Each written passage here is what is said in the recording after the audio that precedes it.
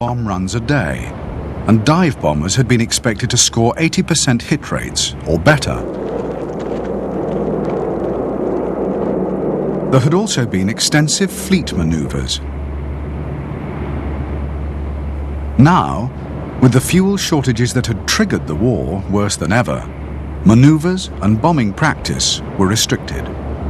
At Midway, the consequences for the Imperial Navy would be nothing short of catastrophic.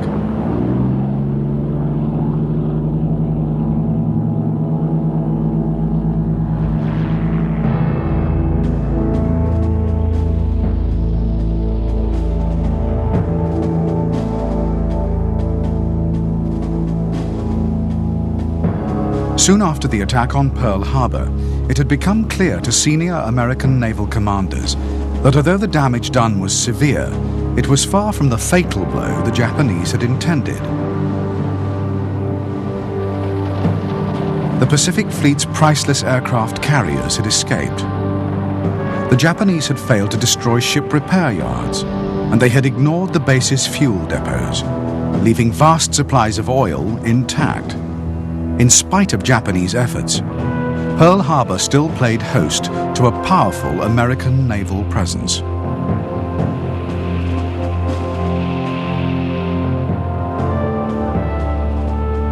Hawaii was the base for the United States' 3 Pacific Fleet carriers, plus a 4th transferred from the Atlantic Fleet.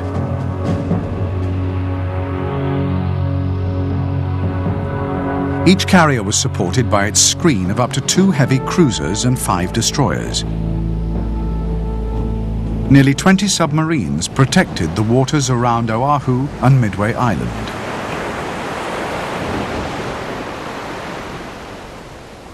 Because Admiral Nimitz was convinced that the overwhelming superiority of the Japanese Navy ruled out anything but a hit-and-run attack, the slow Pacific Fleet battleships would play no part in the coming operation. Those that had been repaired after the Pearl Harbor attack were sent to San Francisco to patrol the west coast of the United States. Everything would now depend on the speed and long-range hitting power of American aircraft carriers.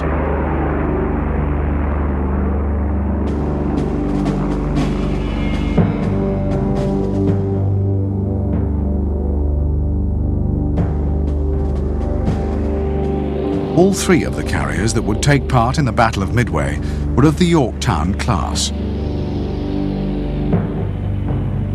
Commissioned by October 1941, the ships were Yorktown, Hornet, and Enterprise. Although slightly slower than its Japanese equivalent, the Yorktown class was capable of carrying an extra 20 aircraft. Yorktown carriers were notable for their advanced damage control systems. To minimize the risk of fire, aviation gas fuel lines could be filled with carbon dioxide when an enemy attack was imminent.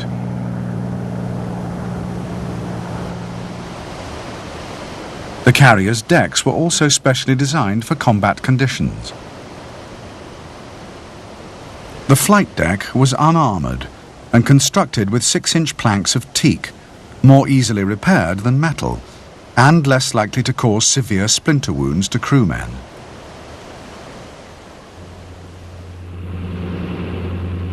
Unlike Japanese carriers, the Yorktowns were all equipped with radar, which could detect aircraft flying up to 30,000 feet and at a range of over 100 miles.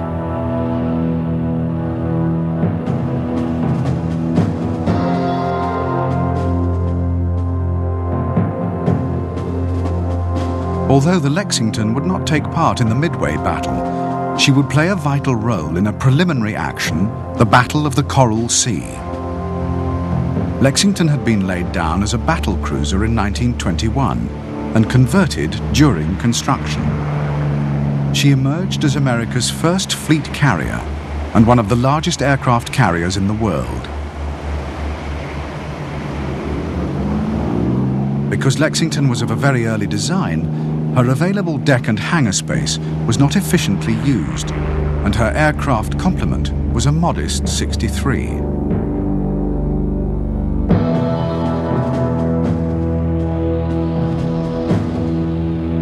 Originally designed as a biplane carrier fighter, the Grumman Wildcat had been replanned on the drawing board as a mid-wing monoplane. The aircraft entered US Navy service in 1939 and was manufactured first by Grumman and later by General Motors.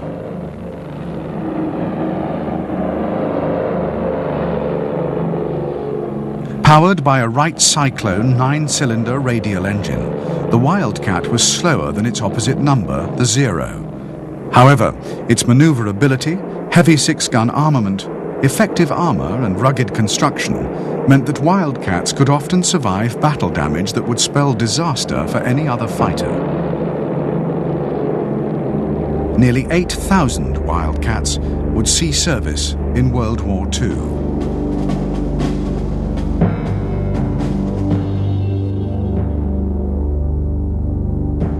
From its introduction in June 1940, the Douglas Dauntless was one of the most important American combat aircraft of the war. In the first half of 1942, the Dauntless saw more action than any other type.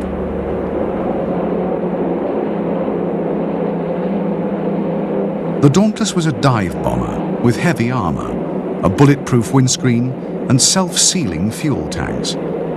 It was powered by a 9-cylinder Wright Cyclone radial engine. Because of its great stability in flight, the aircraft was known affectionately to its pilots as the Barge.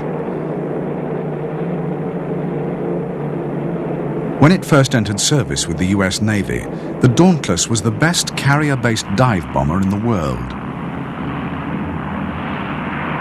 The aircraft would be responsible for sinking more Japanese shipping than any other Allied weapon, and at Midway would account for all Japanese ship losses.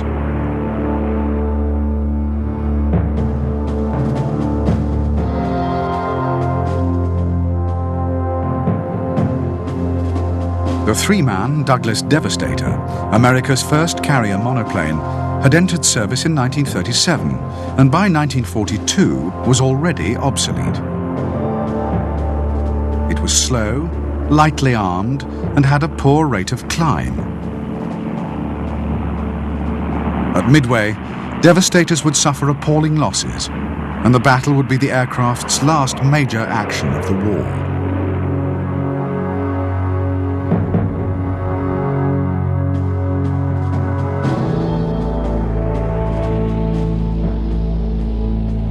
The Grumman TBF was planned as a replacement for the Devastator, and although designed very quickly, it would prove to be the most successful torpedo bomber of World War II. The TBF was a robust and powerful 3-seater aircraft.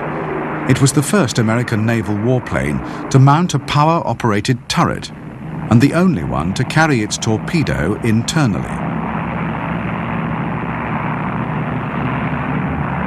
The TBF entered service early in 1942, but only 6 were available for the Battle of Midway.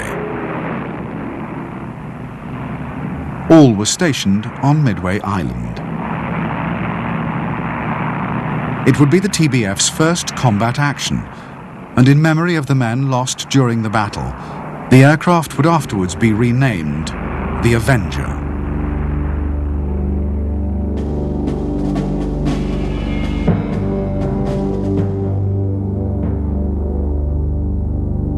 The consolidated PBY Catalina would become one of the most successful flying boats of World War II and the most numerous flying boat ever. The Catalina was unique as the first flying boat to feature cantilever wings which needed no supporting spars.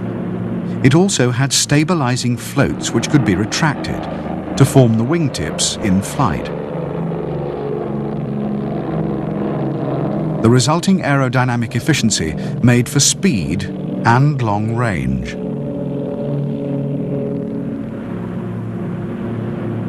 After the first 4 marks of PBY flying boat, the aircraft was fitted with retractable tricycle landing gear to give it an amphibious capability.